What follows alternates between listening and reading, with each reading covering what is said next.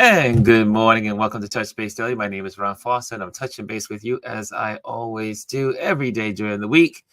10 o'clock a.m. We meet here every day. Our community of folks, we gather together to just talk about different topics each day. Motivation Monday, Tip Tuesday, Wisdom Wednesdays or Water Cooler Wednesdays, or Trend Watch Thursday, which is today. And tomorrow is Focus Friday. So join us if this is your first time here.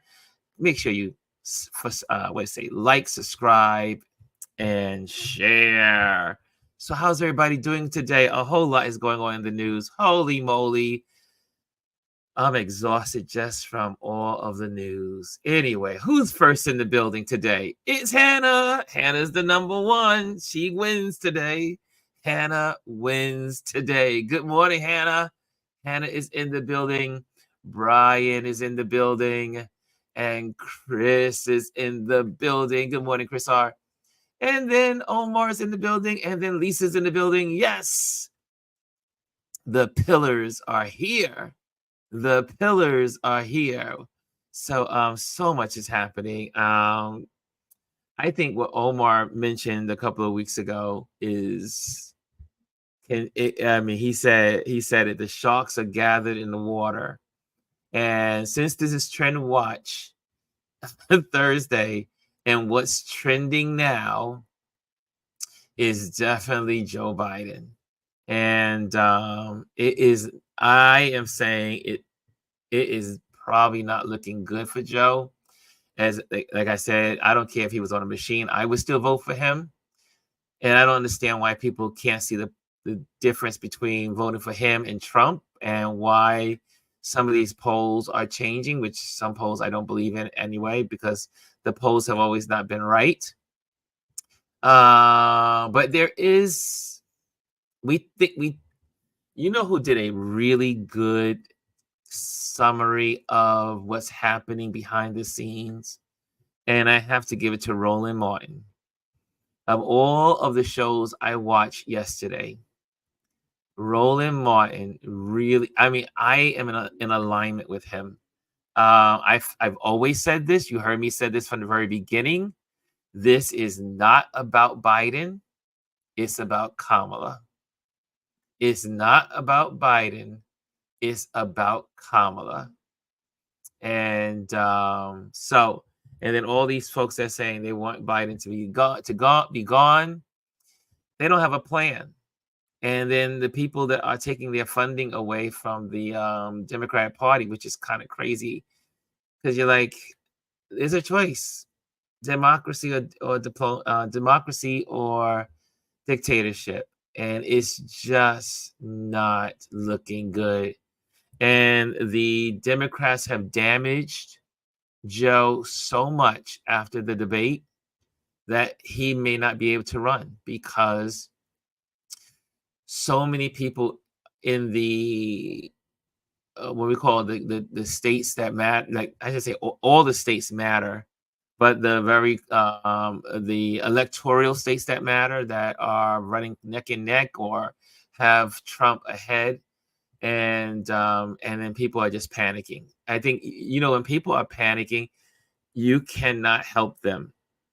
The first thing you learn as a lifeguard, right? For all the lifeguards in the room, when you go out to save someone, you cannot have the person screaming and yelling and fighting and I'm drowning, I'm drowning, I'm drowning. What does the lifeguard have to do?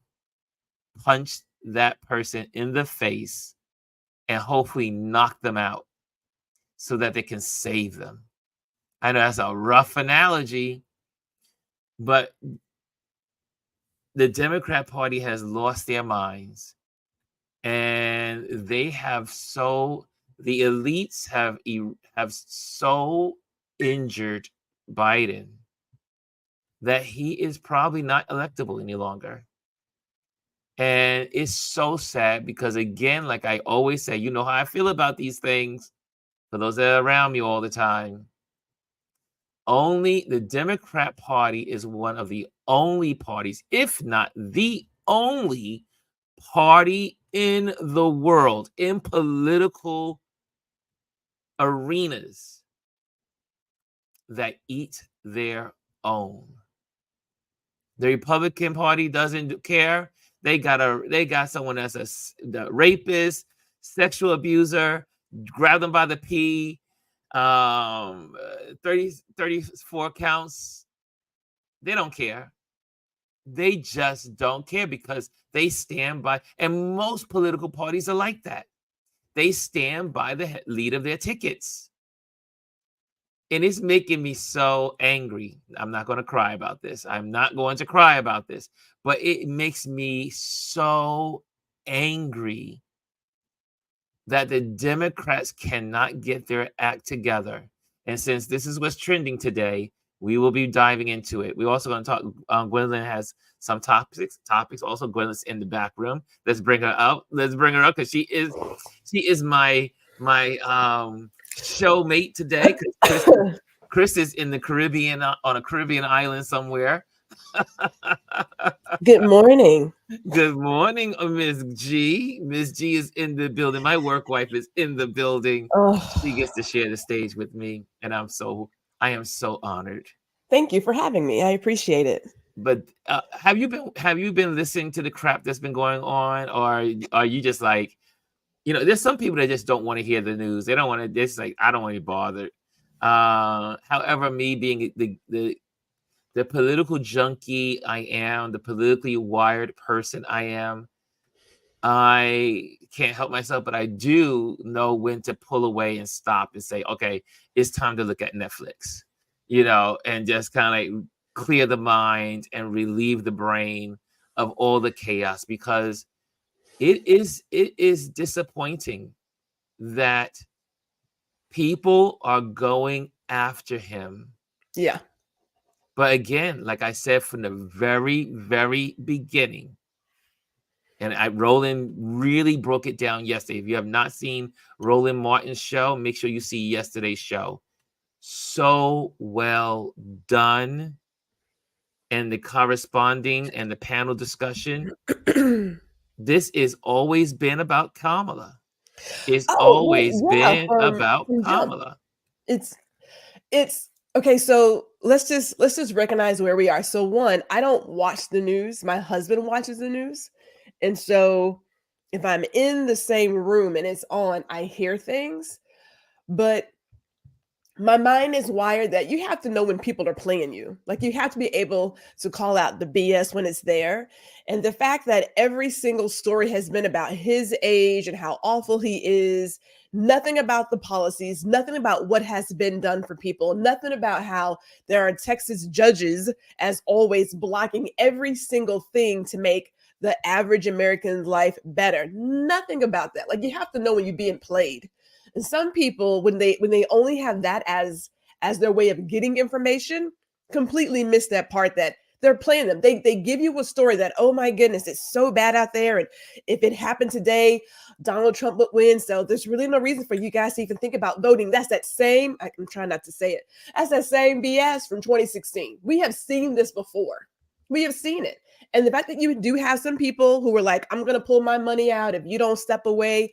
You got to ask yourself, what are you getting out of this? Yes. Like, what exactly are you getting out of this? Because if you don't vote for this, you're going to get into some other system that doesn't work for a good number of us. So what are you getting out of it? People got to know when they're being played. So in terms of, like, yesterday when we mentioned that, we are the grassroots, there just need to be a lot of us on all of our platforms saying, you guys can, and I'm sorry, Ron, I'm going to go there. Y'all can fuck around and find out. If you don't let us have the guy who has done everything that we have needed him to do and then some, and the woman who has also been behind him, if y'all don't get behind that, y'all going to have some problems. We're all going to have some problems. But It's been about the Black women. They don't mind having us when it comes to save the goddamn day. But you don't really want us. Yeah, that spot. It is very, very much true, and it's just so it angers me because all of that energy that was spent over the last 2.5 weeks could have been against Donald Trump. Yes. I mean, It you should think be. about all of 2.5 weeks have gone by, and all they can think about is getting rid of Biden.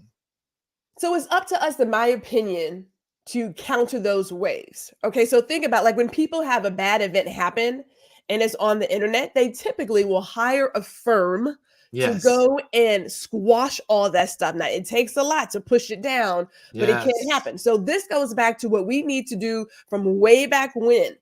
You're knocking on doors, you're sharing posts, and you are extra vocal about what's really happening. I don't know who they talking to because ain't nobody ever called me. We have never been poked. I'm saying Ain't the same. nobody asked me nothing. Well, Absolutely they say nothing. they're calling the people in the swing states. And And and who are well, they? I mean, numbers are funny. You can make them say whatever you want to say. This is the same playbook as we had in 2016, where they had people believing that there was just no point in getting out and voting. Why are they working so hard? Ask yourself that question, people. Why are they working so hard? Why are you trying to do stuff to make it seem like this plan, which, let's just be honest, if you've read the first couple of pages in Project 2025 Mandate for Leadership, they tell you how long they've been working on this from the 1980 something mandate. And when so and so was in, and we had these really awful years when Jimmy Carter got in, they've been doing this stuff forever. They are Yes. in it for the long game. We got to have the exact same mindset. I don't care what they say on the news, it's BS. Don't Well, listen. it But you got is. your platform, you get your friends, you get together, and you let Joe and everybody else know that we got their back from here until whenever. Because we got what, 16 weeks? Is that what it is? The 16 weeks? It's 113 days. 113 days. What kind of 110 days, something like It's that. too early for that kind of math. What kind of I mean, the whole thing is you're going to change your lead horse or your lead dog in the last inning or near the last inning. It's just sad. It really it's is. awful. And Shut up. what blows my mind, and Roland brings out a good point, and I'm gonna bring up Alieze and Bryan on in a moment. But Roland, what he does, he lays out how this is, all against Kamala, which I've been saying over and over again. I've been saying this from the very beginning. That how they also want to get her out. They don't want to get Joe out. They want to get her out. The whole point is to get Kamala out, but the Black correlation and all of the women in politics, and even some of the white women, and a lot of folks are for Kamala, even though they weren't with her before. They're like, how dare you overlook the woman that's the VP? Yes. That has all the experience, has traveled the world, represented the country, and knows the policies, and now you're going to overlook them, push Biden out, push Harris out, and then start all over again in the last hour. Can we talk about the history? So, people, and we're speaking from a Black person perspective because that's all I know, right? While Black you do that, women. I'm gonna So bring people Bryan are like, on. I don't know and why I would Alieze. be a Democrat because they ain't never did nothing to me. Okay, so I'm independent. That's just what it is. I don't care what party you're in. There will always Same be here. some people who just tolerate you.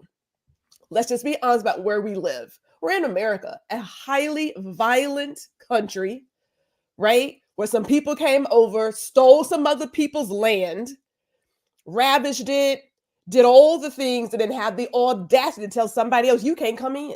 So recognize where you are. This is where we are. Yeah. So even with all of that said, I know that the policies that they represent are for my best interest versus what someone else is representing, which is something very close to modern day slavery.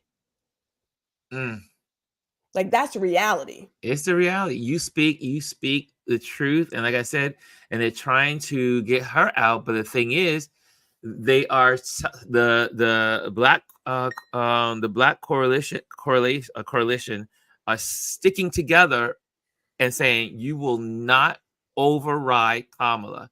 You will not kick her out. We won't allow you. However, Roland says, and this was he mentioned last night, he says, what's going to end up happening with all those politicians in that black coalition is that they're going to start pulling their funding, because they are the whole thing is about Kamala. He laid it out so nicely. He had all the numbers and everything. So if you have not seen it, please take a look at it. Roland Martin. And they break it down to where this is, you talk about the Republicans doing a coup. This is a Democratic coup. Oh, yeah. It's a Democratic coup. They are taking away something that people voted for. 14 million people voted in the primary for Biden and Kamala. And now these elites, these people have gone in and say, you know what? We don't want Kamala, because if Biden dies or something happens to him in office, Kamala becomes president. And we can't take it away from him, take it away from her in the next election, because she will go in as an incumbent. And so that puts all of their timelines further out.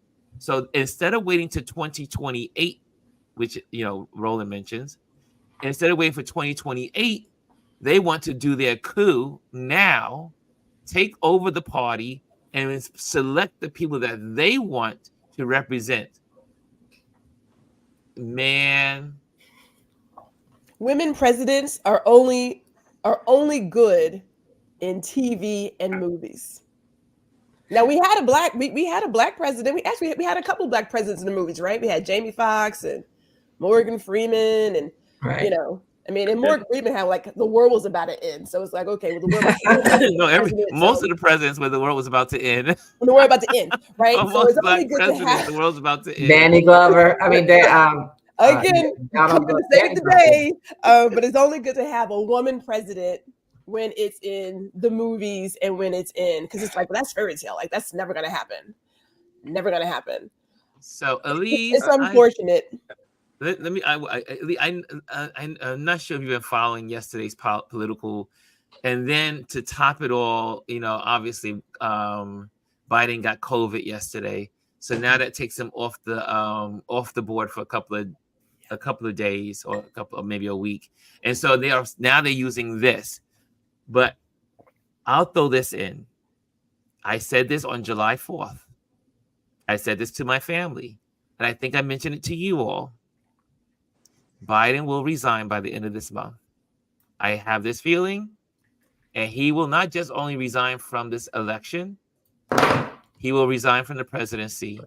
And then Kamala will go in as an incumbent. I just believe it. I said this in June, the end of June. Wherever that debate was. I said it way before that. But when the debate happened, I was like, oh, this is it. Because there's no other way. And Biden, and God bless him, really loves Kamala. Now, people have experienced his care for her. He will not let them destroy her. And he will not let them do the hokey doke, because they want to do the hokey doke. They want to go into a debate like situation, like the convention, like in 68. And then they want to put their person in. Ain't nobody doing it. We ain't doing work. And it ain't going to work. I really do believe Biden is going to say, you know what? Let me play the chess game. Y'all want to play checkers with me? I'm going to play chess with you. I'm thinking 3 moves ahead, y'all. And I am you couldn't wait for her to become president. Well, guess what? I'm going to make her president now. I'm just saying, if I was Biden, that would be my move. If you don't want her to be president now and lead you into 25, 26, 27, 28, if something was to happen to me, and you can't wait to 28 to run against her if you need to, shoot. She earned her stripes. I'm giving it to her now. Now you try to get her out of office as an incumbent. Right. That would be the most strategic move. If he's going to drop out now. Don't resign your presidency now. Yes, right. That she becomes president, because then you don't have 68 again. There you go. That convention in 68 was tragic. Yeah, tragic. And so you don't have that. And then the people who are the racists and the misogynists, they will come to the surface and they're gonna say whatever they have to say, right? And you can call it whatever you want to call. And I thought about DEI is not, and most people want to say, oh, DEI is a new N word. No, it's not. It's anyone that's not white, male, heterosexual, white, male, and Christian. That's right. That's a DEI, anyone. So let's be real clear about that. If Saturday didn't show you that with what they tried to do with this head of the Secret Service, then you'll never get it. Yeah. But and you know, and you talk about Roland Martin, his piece that he put up about what's going on behind the doors with the Black Caucus and the rest. Yes, the Black Caucus. That's the Black Caucus against Biden, and how it was. He showed the picture of the fight down in Montgomery. He showed the folding chair fight. So he showed that. Yes, the folding chair. Like, remember last summer, everyone was running around with the folding chairs online, and you kept saying, I'll never forget, I was at Martha's Vineyard doing my, photographing Martha's Vineyard Film Festival, and I kept seeing in my phone the folding chair. And I kept saying, what is this? What's going on with the folding chair? But Battle of Montgomery.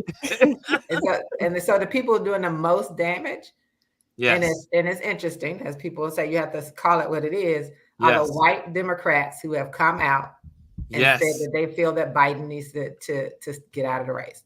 They're not the people of color right now. They don't have the other side doesn't have to say anything. Yeah, they're going about their business. They're going about fundraising. They're going about organizing. They're going about their business while you're imploding. That's right. When Adam Schiff came out the other day, why are you talking about this? So I think that's what's happening, and it will take a grassroots push to do anything. Young people I have in my life who would vote for Biden if he was there, who are in their 30s, are at this point, after all of the stuff that they're hearing, are like, wait a minute, maybe I should figure out where I'm going to go. I have a passport. Yeah.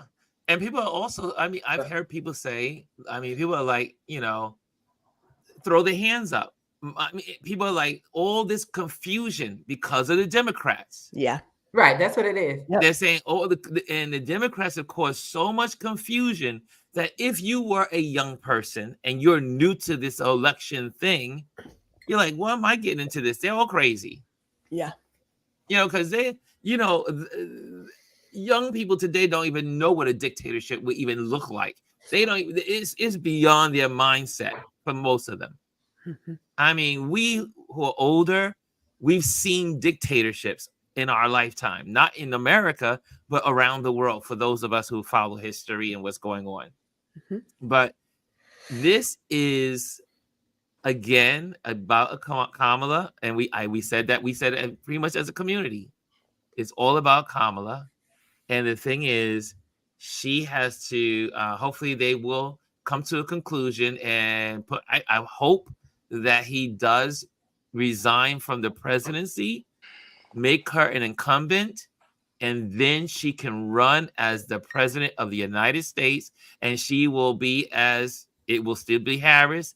Then they can find whoever they want as a running mate, and then work from there. But they need to come together. These folks need to get it together by the end of this weekend. Yeah, absolutely. So they only got 100 days, 110 days left. So you go up to 10 days. Let's say you go out to 10 days. You have 100 days before the election. That's not a lot of time. Well, oh boy. Go ahead, B. Can I get it out? Get it out, sir. Come on. There's 100 days, give or take, before the election. Yes.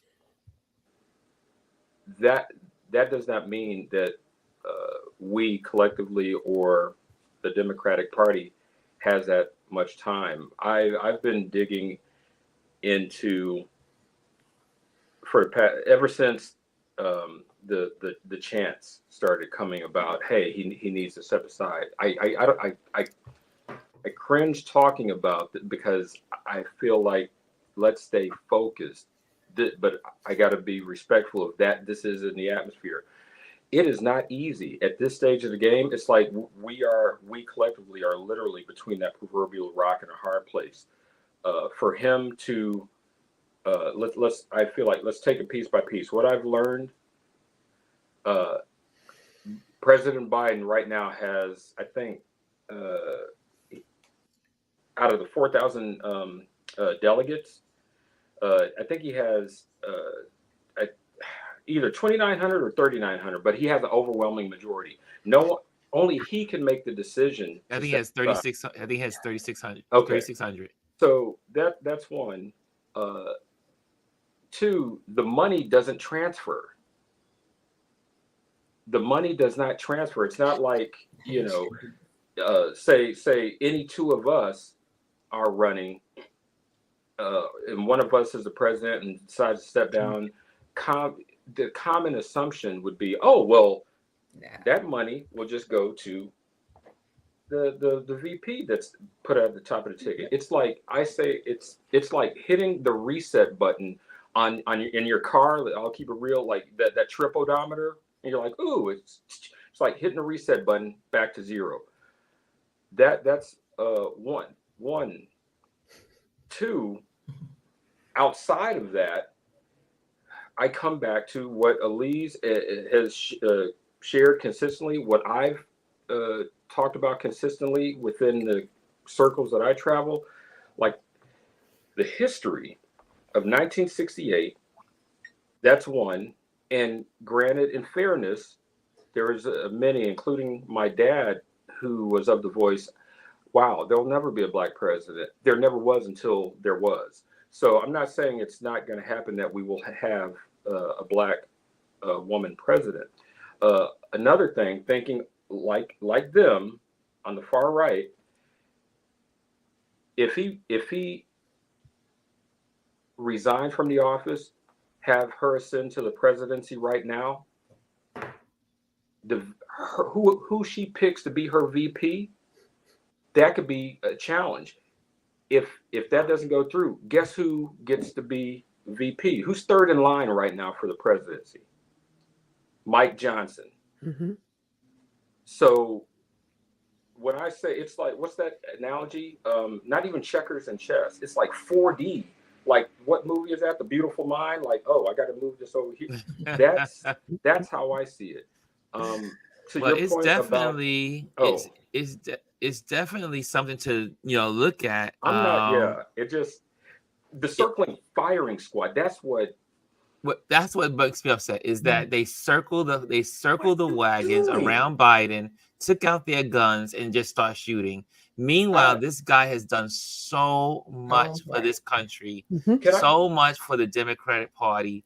He's passed more legislation in this century. He's done so much work and has dedicated his life to serving people. I wanted to reiterate. Oh, I'm sorry, Ron. And they treat him, but it goes to show you, and like I am gonna keep referring back to Roland Martin's show last night because it was one of the best ones. I went through I was going through a whole lot of these panel discussions, and don't sleep. There are racists in the Democrat Party. Oh yeah. They're everywhere. Yeah, don't sleep that there are people in the Democrat Party that were not happy that Obama was president. There are some people in the, you got the old dogs and some of the relics from the old Democrat Party. Let us not forget. Well, they don't have to be old. The Democrat Party used to be the slave party, the party of slaveholders and racists and bigots. But we're in the U.S. Like you do know where we are, right? Like exactly. I just want to make sure that we know where we are, because I don't know what planet everybody's operating on, and I am happy to have everyone, like my family is well decorated all around, but I ain't crazy. People gonna be exactly who they are every single day of the week. I wanted to something that you guys said at the top, and I want to come back to it and bring it the narrative, and I since Friday, since and I will stand on this, and I will continue to repeat this. This is my opinion. I stood 25 feet away from President Biden on Friday when he was here in Detroit. And I am upset at myself because I didn't realize that I got lulled a little bit or medium bit into this narrative. And it reminds me that if my opinion, any of us, if we're not careful, even with more liberal leaning media like MSNBC, we can get lulled, or I'll just center it on myself. I got lulled into like, well, oh my God, is he too? The President Joe Biden I saw Friday in person, standing 25 feet away from that man. And then when I got into the auditorium and heard him, is not the same human being that the popular media, that the pundits, that now I'm not a politician like Pelosi and all these others that have personal interaction with him on a more consistent basis. I'm going from my opinion, but I stand on, like, if anyone gets a chance to go to one of his campaign events or to see him in person and not go by the 20-second clip or whatever clip on TikTok or the media, do yourself that favor. I don't know. I really don't like dipping into conspiracy theories, but it sure does make me sit back and look around like, what? Even Lester Holt with the interview, and I'm like, bruh, that was a horrible interview. I'm like, are we? Don't gaslight me, and don't sit here and tell me what I'm seeing is not what I'm seeing. Yeah. Right. But here's another subject, and this is something that I saw. Let me just bring it back up because it was definitely, I don't know how many of you guys saw the RNC's convention last night. I know a lot of folks are not into looking at the Republican convention. I don't have that kind of stomach. It's not you don't have that kind of tolerance. It does take a couple of bottles to be able to do it. I'd be messed up.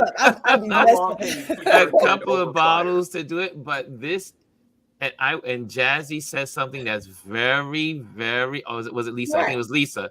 Lisa says, Lisa J.D. Vance is the darling of the Heritage Foundation, and folks, do not sleep.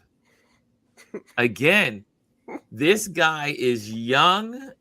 And their whole plan is, you read it in Project 2025, is to get all these young people in place so that they will serve these long terms. Like all the new federal judges, they want them to be young, like this crazy one in Florida, that that say, hey, we're gonna put away with that, like put the case to sleep.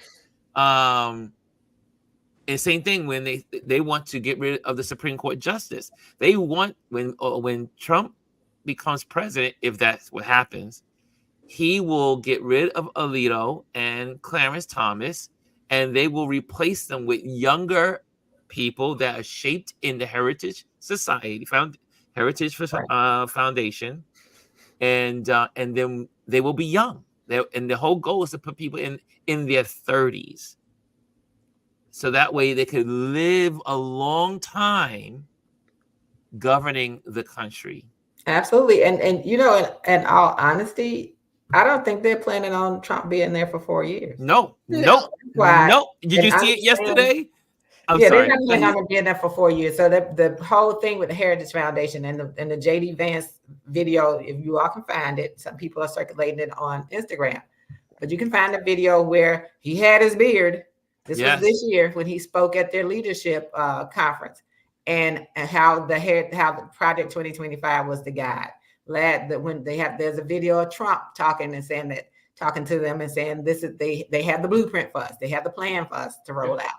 So all that's there, and he is, and everybody goes, oh, I'm surprised he picked. No, I'm not surprised he picked him. The Heritage Foundation picked him. The Heritage Foundation said this will be your running mate. That's right. That's what they said.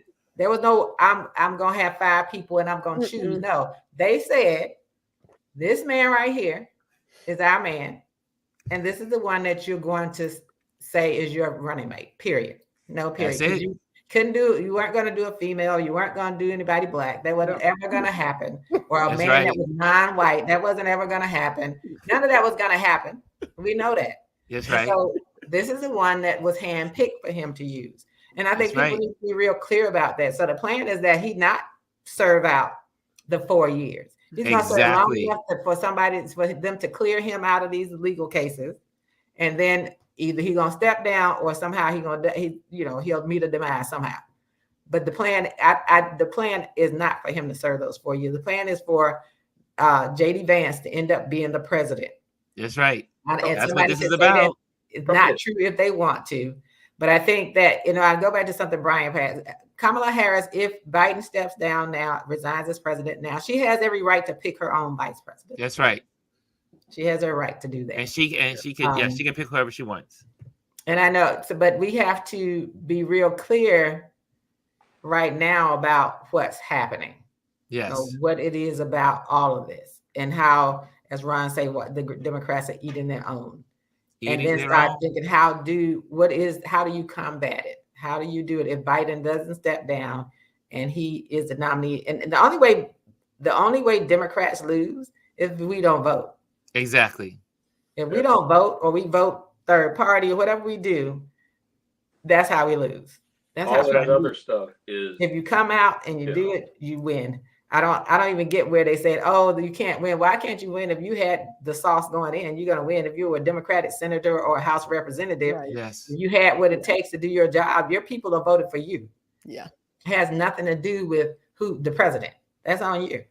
But I mean, this was really good. I love that. So guys, put a pin in that thought for your future as you communicate with others. J.D. Vance is the darling child of the Heritage Foundation. And the Heritage Foundation yesterday said, we can't believe, as if they didn't know it was coming, they picked our man. Right. They said it. It's already been. They've already said it verbally. This is not something that is, we're just saying what we think is. No, yes, if you go and you go on the tape, yes, you go on Google, you can pull it up. The president of the Heritage Foundation yesterday said, he said, I'm so excited that they picked our man. We didn't expect it. You're right. They picked our man. Repeating what Alieze, and this is something that, again, I'm reminded of and remind all of us, everybody who's saying, oh, well, my God, Orange is going to win. We're not going to win. The only way, in spite of this avalanche of anxiety and negativity, the only way Orange wins is if we don't show up and vote. Period. I know we keep it simple. I keep going back to the choice is simple: democracy or dictatorship. Another thing that's simple. All this BS and all the chaos. At the end of the day, your vote matters. That's the only way that President Biden / Biden-Harris ticket is reelected. If we show up and vote, period. And 1.5 things I will share. One, it reminds me of, I'm going to take a pen out of the Republican side. When Nixon was going through the throes of the Watergate scandal in the early days, leading into his reelection, and he said his famous tagline or whatever was the silent majority. He felt like he was still speaking for the silent majority of America. As politically active and vocal as many of us are, I've got a lot of colleagues, and this is in my small group, who are fellow designers, who are higher up, who can't, but they I know damn sure they ain't voting for Orange. How many others out there are like, say, the Democratic silent majority? That's one. And then two, I go back to when I was talking with one of the regular folks Friday at the campaign stop about the protester who's like, hey, you got to tell Biden to step down. And she was very polite. But when I challenged her, what is your plan if that happens? Mm-hmm. And when I challenged her, I said, listen, my opinion, I feel the best way to get Kamala Harris as our president is to reelect President Joe Biden. Well, Here's that's always, why. And I laid that out. And I mean, the sad thing is, I mean, that's the point. But I'm going to change course here. Yeah. Because Yes. Gwendolyn's been studying a subject that was really interesting. Gwendolyn, you want to share what we were talking about, and Well, which one? Because I typically stick with women's rights because I'm about self-preservation. Yes. But I also look at, I know we talked about the exploitation of children in terms of the labor force. You want to go with that one? Let's go with that. Talk about J.D. Vance and his awful feelings about women. Let's go with that one. Behind every man who's a misogynistic person is a woman to match his energy. So let's not forget that. Let's go with that. There's a reason why Donald Trump got in 2016. Yeah, let's go with that one because you want to talk about the kids? Yeah, no. Let's talk about the women, the situation with the women and being forced to stay in relationships. Because you just had that discussion on your panel discussion. I did. So I am working on another project, and we were looking at rape culture the other day, Monday to be exact, and we're looking at the U.S.'s approach to abortion, how there is no situation that is exempt from it, including incest and rape, and how people who want to be pro-life, and J.D. Vance is very clear that he is for all of it. He is being asked to tone down his feelings on abortion, like no matter what the case may be. But we know that his history is out there, that when he talks about marriage, that, some women were probably in a perhaps violent marriage, but when you leave that marriage and go to a different spouse, it's like changing your underwear, that kind of thinking from way back when women didn't have the ability to have their own because we couldn't own anything and needed some man's approval to go out and do something. Mm-hmm. We know that there were a lot of marriages that were not there for the love. Yes. We know that. We know that people stayed in some marriages just because that was their way out of their parents' house. Right. And so when you tell people, when you tell women that they should stay in a violent relationship because it's good for the kids, I don't know how a child seeing their mother abused every day is a positive for them. Because if it happens to the mother, it typically does go down to the kids as well. Right. So this whole idea of just stick it out, make it work, it's for the best of the kids. Those are lies that we like to tell ourselves. The same lie that when you say that you are here for the sanctity of life and you want to protect the unborn child, you're pretty much telling me that the woman who was violated, the child at 10, 11, 12, 13, 14, 15, 16 years old that was violated, you're telling me you don't really care about their lives. Yes. Right. You say when you decide to be a hero and become a mother, as if you raping me was just something that just happened. Right. It just, because we have seen, there are reports that when these abusers, and newsflash, the call is coming from inside the house. Okay. These are not people who were transgender and homosexuals and drag queens coming after your kids. That is not it. Right. Let's just go ahead and call that out.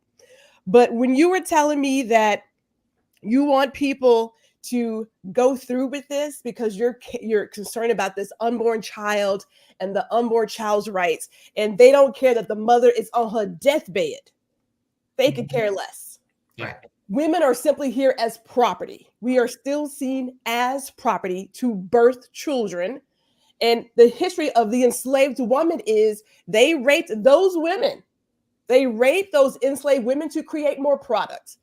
Yeah, so like I mentioned yesterday, especially people don't realize, and not to cut you off, but no. You don't realize that after the end of slavery, there was what's called the second wave. The second wave, and it was against the law to have slaves. in America. It was against the law to have. It was against the law to have slaves around the globe. However, white plantation owners, they found they did what's called a loophole, and they began systematically raping their women slaves to produce what they call stock. Right. And what you will find if you go into history, the history books during the 1800s, the mid 1800s, I do believe it starts like 1872, 1878, several years after the slaves are set free. There's another major wave, and you see the population. Now, there's no slaves being brought into the country, but you see the population of slaves go up and start to increase in the late 1800s, and it's called the Great Second Wave.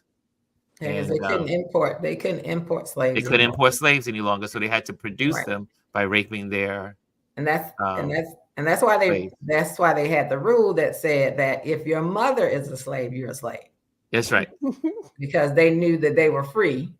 They fought, so it didn't rely on the fathers. So that allowed the rapes and the increase in slavery. Because if the mother was enslaved, their children were all enslaved. Yeah, that's how they increased the population. So go ahead, Gwendolyn. So I just wanted to just bring that in because people don't realize that these laws on the books is to protect, in so many cases, slave owners, and to protect people that were, obviously white men. Yeah, just put it where it is. Just white men. What does it say about how women are seen? Now, we're already second class. Now, I'm going to go back to the mandate for leadership that says, we were able to reject slavery and reject seeing women as second class. Well, that's BS, because you are telling me that I have no choice over what happens to my body, that I should sit in a violent marriage relationship. Well, actually, I'm going to say marriage because they're very clear in there that it's about marriage. Everything's about being pro-family and blah, blah, blah. And don't forget it. Pro-family of pro-family. And a woman. And right? And you're telling people that, yes, I see that you were raped. And these are kids. Can I just go back to that? This is a child. And I just don't understand how you can force a child to go through what I see as a very adult experience of bringing a baby into this world. That I just don't understand. Well, you can't tell me that you care about children and family and life when you see a child that was raped or what have you, and you're saying, you know what, you got to deal with it. Because had you not been doing what you were doing, you wouldn't be in this boat. And let's just be honest, these people blame the victim. That's part of rape culture. That good things don't happen to good girls or good boys. That's that spiritual advisor, he was enticed by a 12-year-old in her parents' house at the age of 21. She's the one who created this relationship. It's so beyond disgusting and ridiculous, and yet and still all written with the idea of these are our Christian values. Yeah, that part. Let me just hold on before you go.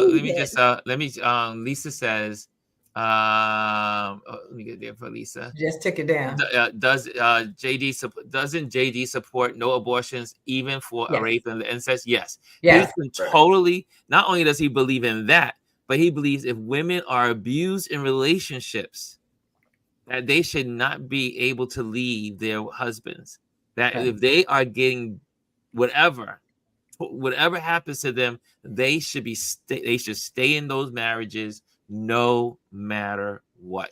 Right. He said that two wrongs don't make a right. It's like, Mr. Alieze, we were already there because he had made a comment about, like, even if this pregnancy came from, a violent situation, he had the whole idea of two wrongs don't make a right. And that people see being pregnant as being an inconvenience of having kids. That ain't even it.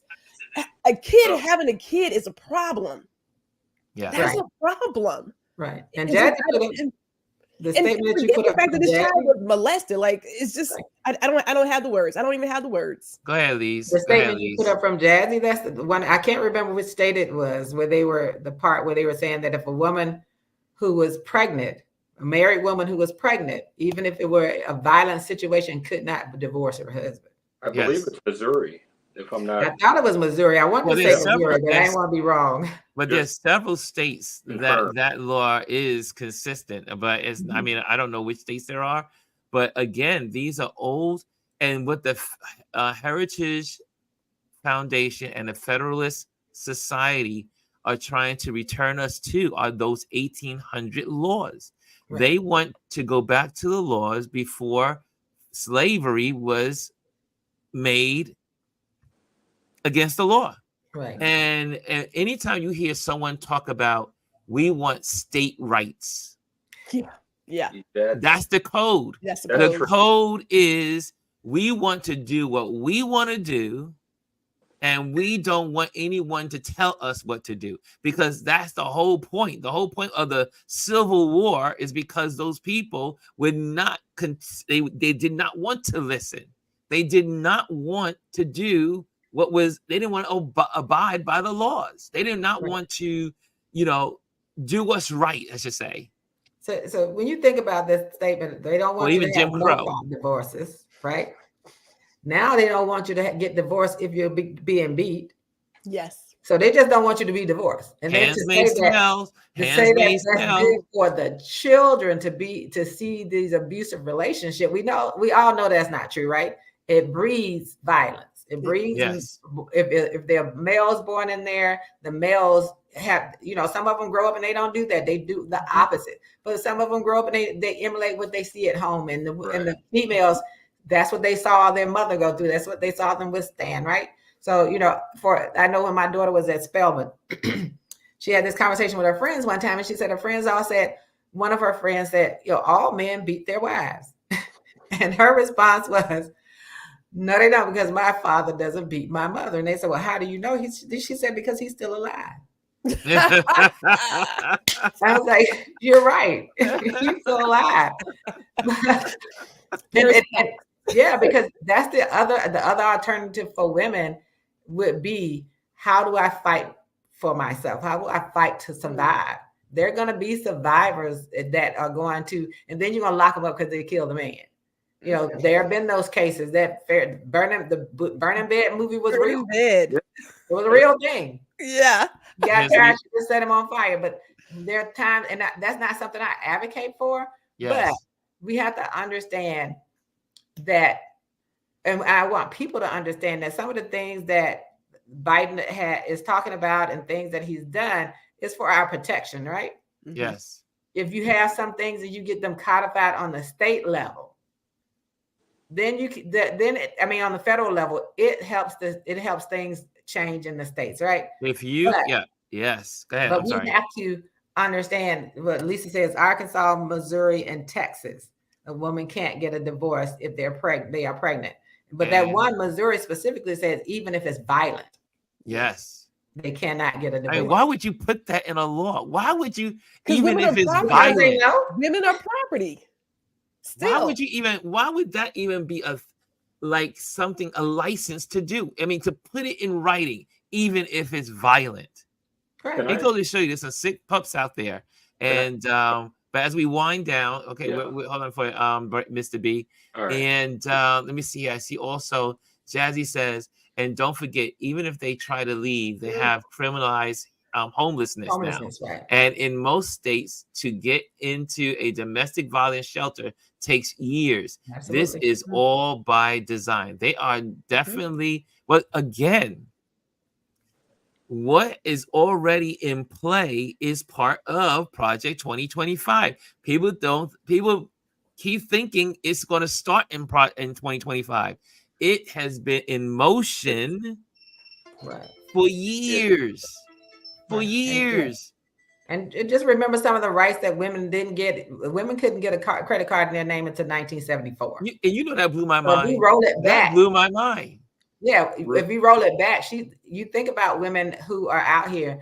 She won't be able to get up if she's married. There's no getting property. They're going to roll these things back where women can't do anything to sustain themselves.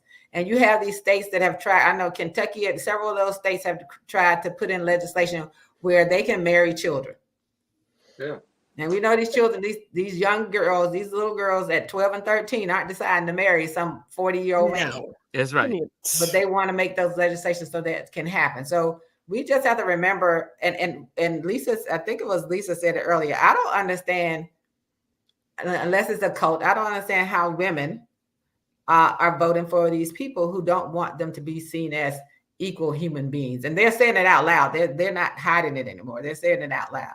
Because they don't think it happened to them. It is about I don't know if it's that, or if it's like, if you have this defeatist attitude that this is what I've always seen. My mother did it. My grandmother did it. Now I'm in this life. Sometimes the idea of someone else being free angers you. Yeah. Because again, we know that there are women who hate women. We know that. These policies, they don't come from just nowhere. There is a man who probably is out there talking about it, but there's a woman who's right behind it, supporting that policy that keeps women from doing whatever it is that we want to do. What was her name in like, look, if I'm stuck, you got to be stuck too. What was her name in Handmaid's Tale? Auntie something? Aunt, what was her name? I didn't watch it. Oh my God, what was her name? But I know the premise of it. Auntie something, whatever her name was. But anyway, we got to close it down. But Lisa said something that's really good. So this is something that we can put out to the audience, our community. If you know someone that knows about dual citizenship, she says, Ryan, can we get an expert in field to speak to us about getting dual citizenship? So guys, if you know someone that's in that area, make sure that you can do that. And so we can have someone on to talk about it so that we can know exactly what country should we be looking at, where should we go, what's the process. There are some videos online. Maybe what we'll do is gather some of those. Maybe what I'll do is get some of those for Focus Friday. So if you can get some of those for tomorrow for Focus Friday, some of the there are some folks on Instagram that are really talking about dual citizenship. And I think I put some of those in my favorites. So I'll look them up and see if they still have them. So that's a good one. Thank you, Lisa. And yes, she did. She says, I see that she sees a big ass cup of healing. That's right. There we go. That's from Lisa. I see it. That's my Lisa. That's right. I couldn't resist this cup. I love this cup. It's my favorite cup. So even though we're just in the part about the and hopefully you find a person who is an expert on the dual citizenship, is that something Jazzy and I talk about a lot. Is that the majority of people are not going to be able to do that. Because in some cases it takes a lot more funding, but a majority of people aren't going to be able to do that. And how do we look at the country that way? It's like it's a big difference. And Bryan, if you want to come back, just use the link. Use the link. If you clicked out, if you clicked yourself out, just use the link and come back in. If I can add on that real quick in terms of Ms. Alieze and the dual citizenship, it reminds me of when Hurricane Rita came through Texas and people were like, why aren't they evacuating? It takes money to leave. It takes access. Yeah, not everyone can leave. You need a car, a place to go. You need funds. And Houston's a really big city. And a lot of folks, because it's so big, rely on public transportation. So when you say, why aren't they leaving? Leaving, period, that's privilege. That's not like an easy everyday thing to do. It's not. Yeah. So the majority of Americans who are here are not going to be able to even have that conversation or see it as an option. Like, that's reality. And Trish says, you leave one doesn't mean that the bad apple doesn't follow. It's like a virus. If one falls, they all fall. Well, like I said, and people don't realize, if America is no longer a democracy, this is not just going to affect America. It's not. It will spread across the globe. It spreads. It will spread across the globe. Democracies will fall all around the world because America fell. Mm-hmm. So we're protecting. We're not only protecting our country, we're protecting the world when we vote November 5th or 6th. Your allies, Putin. Yeah, to be honest, Putin will have free reign on our allies. That's right, totally. And that's already been said. But I just think that one of the things we have to do, as far as getting not being discouraged, because That's I feel a lot of that, the anxiety and discouragement, even as we talk and everything, is that we have to stay motivated. We have Stay to motivated. that it has to be a fight. We can't even look at what some of the people in the Democratic Party are doing right now. We have to That's say, right. how do we do it? And I mean, this is the time. I always say, if I had money, I would have buses all over this country doing freedom rides, because finding out what the people need to vote, why is it they don't want to vote, and just having conversations and making sure people get to the polls so that they have a groundswell of people voting for democracy. Yes. It doesn't matter who's out there. You have to vote for democracy. And I think vote for democracy is that we have to make sure that we're focused on not already being defeated. That's a mindset. Yes. We cannot be defeated. Yes, right. Mindset. We have to take on the mindset that we could, if we, for people who are believers, whatever you believe, the no weapon formed against you shall prosper. It doesn't tell you it's not going to be formed. That's right now, there's a weapon out there that's formed, and we got to figure out how we're going to fight it. Mm-hmm. And yes, and prayer and meditation work, but action is what you're going to have to take. Action. Was it? Faith without works is what? Dead. It is dead. Dead on arrival. If you don't got any works with your faith, it is dead. Dead and done. Omar says, everyone, please like the YouTube broadcast. This will help the channel get more notices. Yes, always when you're in here, hit the thumbs, hit that like button, that little thumb that says thumb up. Make sure you do it every time you're here, even if you come here every day. Make sure you do it every day. It does help the algorithms, and it lets YouTube know that you appreciate this platform. Also, while I'm looking for this, Bryan, you said you had one quick thought. Yeah, sorry about that. I did that accidental. Don't worry about it. But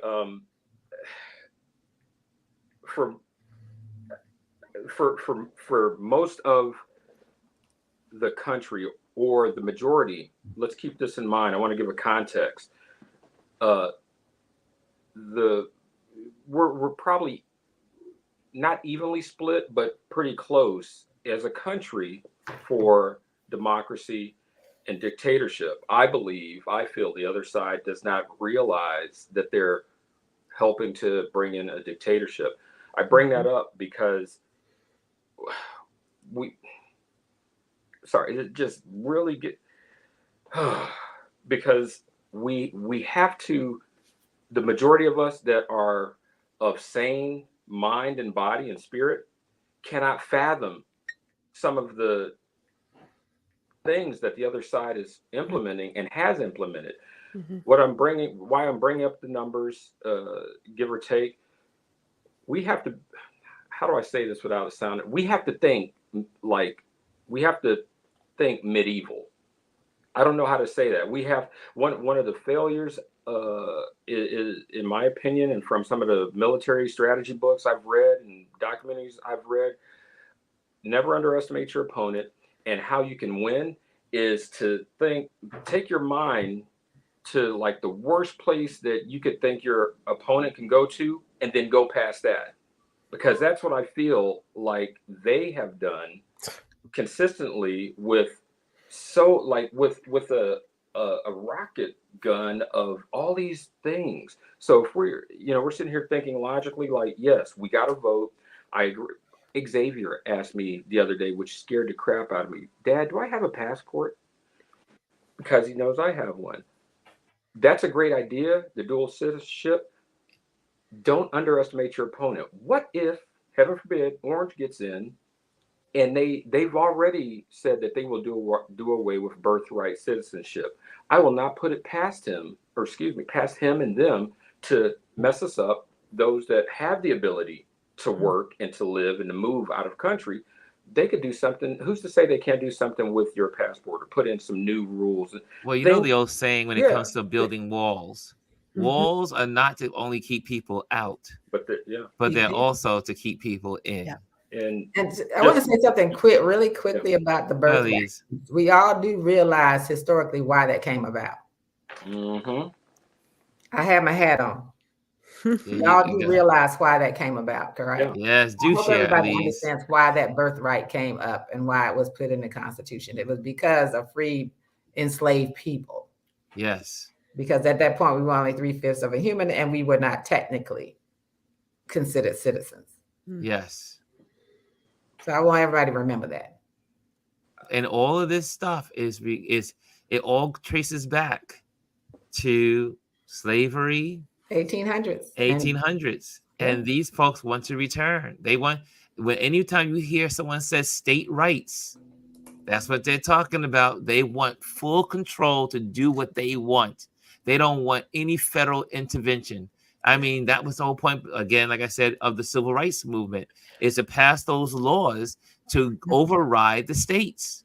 We need federal laws. That's why we need policing laws, and they must be federal to stop states from doing the bad things. Or when you have states like Florida that says Georgia that says you can't give people a drink of water on a voting line. Right. I mean, that's cruelty. That's wrong. Or you need state law that says, hey, you have to not work in the sun for hours. They said this year in Florida, because of that new law passed, that you have to work past. Forget your break. Forget the water break. I don't care how hot it is. You got to keep working. Right. They're not allowed to give you protections from extreme heat. Yes. Right. And also, who does that? that rolls into It's the cruelty. fact that they want to do away with overtime. Yeah, that's in there too. Yeah. The Republican Party and the Heritage Foundation, Federalist Society, the cruelty is the point. Cruelty of others is the point. Cruelty of women, cruelty of people from other countries, people of other faiths, other colors, ethnicities. Cruelty is the point. Right. It's cruelty of anyone that's not, and I keep saying it, who is not white Christian man. That's right. Because that's what Christian nationalist is about. The comments that came out about the Sikh woman that was down there. How are these people are in here? I don't know. But the way they talked about her, because they had her do a Hindu prayer, and they said all kinds, she was demonic. Everything was demonic. It's horrible. But those are people that you let them, you allowed them to use you. I always tell, I told them the other night, I said, I'm gonna put it in language that some people will understand. This is about pimps and their stables. And no, absolutely. Because that's an analogy some folks don't get. That's what we can all see visually. They're gonna understand the stable, right? The stable started with Amber Rose. These people come out of their stable. They got a stable. These pimps got a stable to get the people in line that they are trying to attract, to not vote or attract to them. So they're bringing out all the candy that they think you want. So you bring out the Sikh woman who comes out, and then how badly they talk about her and treat her. Yeah. I understand they don't care, but the whole goal is they don't care about us either. They just want to see how many, specifically Black men, they could, the bottom chick, and the bottom chick, you got a front door, back door, all of the chicks. Don't make me start thinking about a Tyler Perry movie. But it's like we have to actually think in our head what they're doing and unfortunately, because of the 15 minutes or the 5 seconds, whatever they get of what they think is fame, they're really just being used and talked about so badly outside of that venue and inside of that venue. Even a guy from the union, how you stand up there representing the union, knowing that Project 25, the former president, all these people are anti-union and want to destroy it's in there. It's in there. And so you come up there and you want to do it. I was like, this is the dumbest thing I've ever seen in my life. But anyway, I just want us to stay focused on. Stay focused. We got to stay focused. And like Trish said, we got to rise above it. We can't be discouraged. We can't let it make us feel down. Like, oh my God, woe is me. We just need to get out there, talk to people, tell people they need to vote, but not only tell them they need to vote, but give them the reasons why. Meet them where they are, meet them where they are living. Say, you know what? You have a daughter. Do you want your daughter to have such and such? Then we can talk about it. You have a son. Do you want your son to go through these conditions? Do you want your son to not have any, workers' protections, no child labor? They want to put your children to work and not be able to protect them. Oh yeah, we didn't talk about the child exploitation. Oh yeah, well, that's another We didn't story. talk about that. Or also, but they do will you want allow your child to be drafted? Because the draft is on the table right now. Mhm. So do you want your boys 18 to 26 right now to go, if Trump is elected, they're already starting to put the groundwork for the draft. And what I'll tell people is this, because I don't know if any of you all are old enough to know how this works. So the ASFAB is actually given in your senior year of high school. I took it. It's given in your senior year of high school. That was the only test I knew what it was when they told me to take it. I didn't know what the SAT was or any of that stuff, but I knew what that was. And so they give it and they send it back and it profiles what you could be. So mine came back, oh, you could be an engineer or a scientist. So yeah, I know, because I'm really good at this.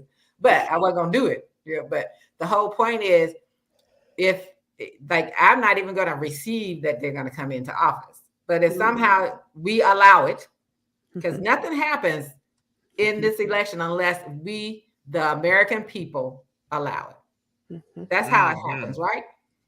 And they come into place next year. Your high school senior, if you have one, will be taking that exam. All male and females, everybody took it.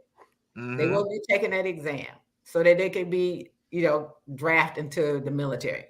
And understanding that their reason that they want to draft the young people into the military has nothing to do with foreign entities.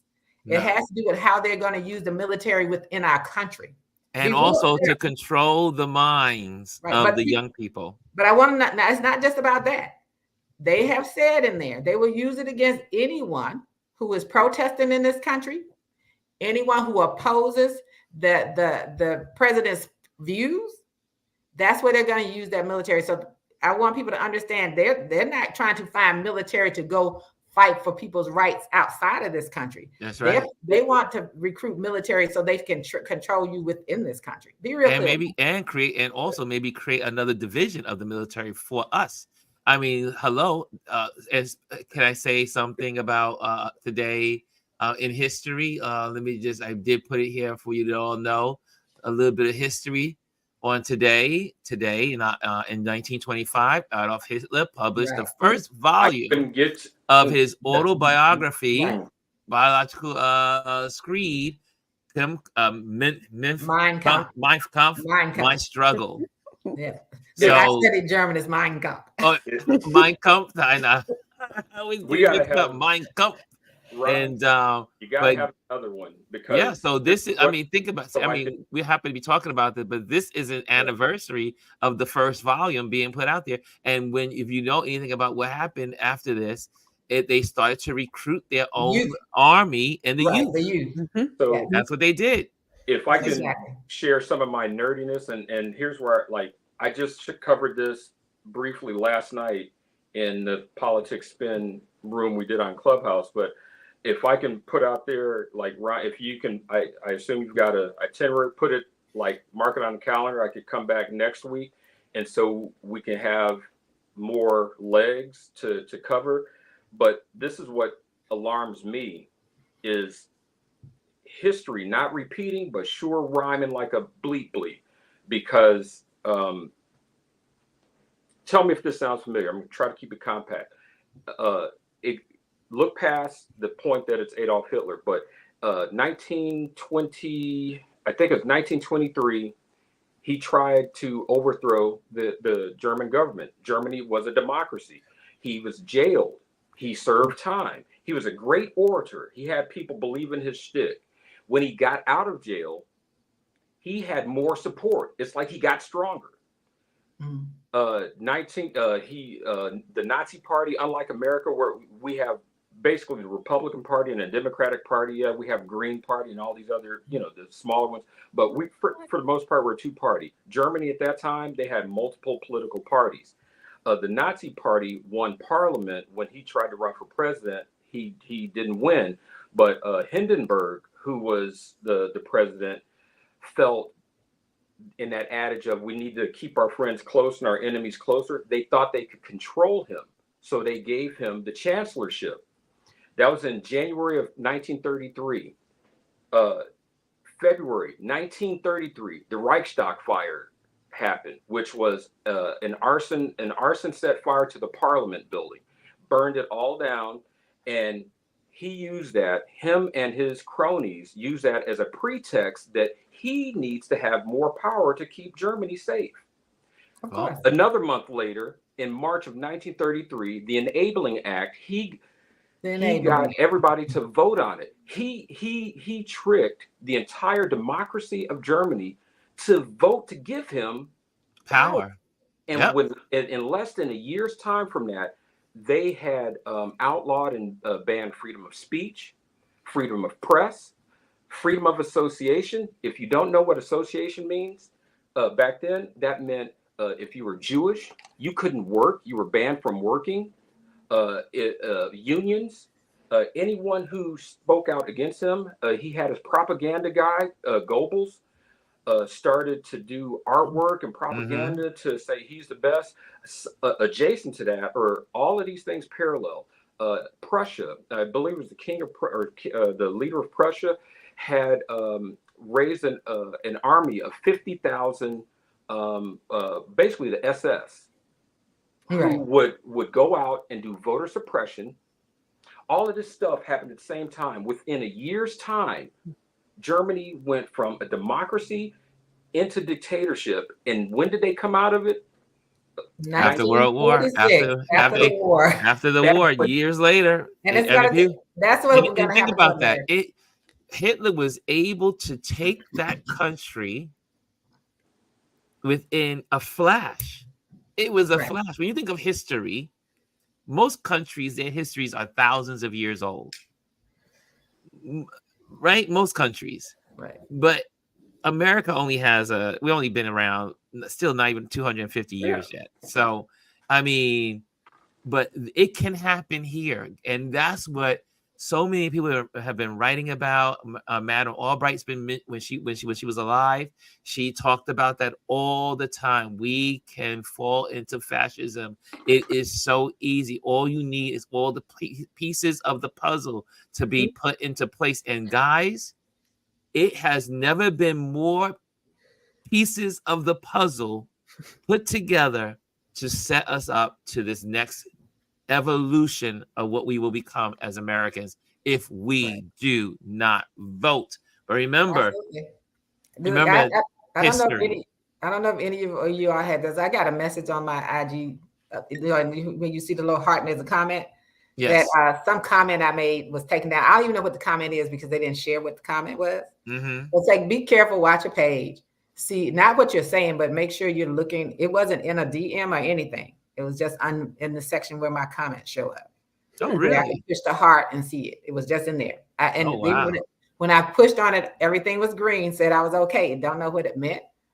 But, it's so funny. Yeah, in the state of Maryland and Harvey, they're trying to take away African-American history. So they're still trying, all over the country, trying to destroy it. Yeah, I'll tell y'all something funny.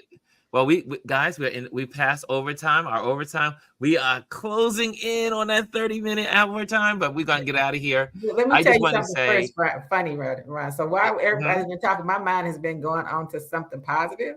So the only thing that's been going on in my head right now, and Jazzy and anybody else will understand this, is Josiah Bell's new song, "Your Hand." And all I keep hearing is the parts that I keep holding on to your hand. We got to keep holding on. We cannot feel defeated. That's right.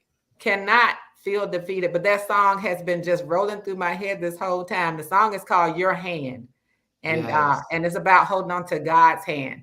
That's right. But we got to hold on to our faith, our belief, whatever. Hold on to faith. Whatever it is, whatever you do that gets you through, we got to hold on to it. And also, as a wonderful panel that you guys are, we have to also, where can they find you? Gwendolyn, where can they find you? Where can the audience find you? YouTube is GR Houston-Jack, and Black Power Bunny on Instagram. And Alieze? It's Alieze, ALIEZE _ on Instagram. Awesome. And Bryan? Bryan Young Creative on Instagram, and I believe it's Bryan Young Creative on YouTube as well. Okay. I know. My parting words, I wanted to, and I love when you have these because it's organic. I feel humbled, but how I didn't know Alieze. I didn't know you were going to give that as encouragement. That goes into something that I remember I remember reading in Barack Obama's book. These two things can happen at the same time. He said the presence of faith does not mean the absence of doubt. So, yeah, I can be a little doubtful of like, oh my God, looking around me, but you got to have the presence of faith to keep going through that. Yes. That was it. Okay, guys. And on that note, tomorrow is Focus Friday. We will be also focusing on accounts that bless, encourage, inspire. But we also, I'm going to definitely look for those accounts that talk about the passports and dual citizenship.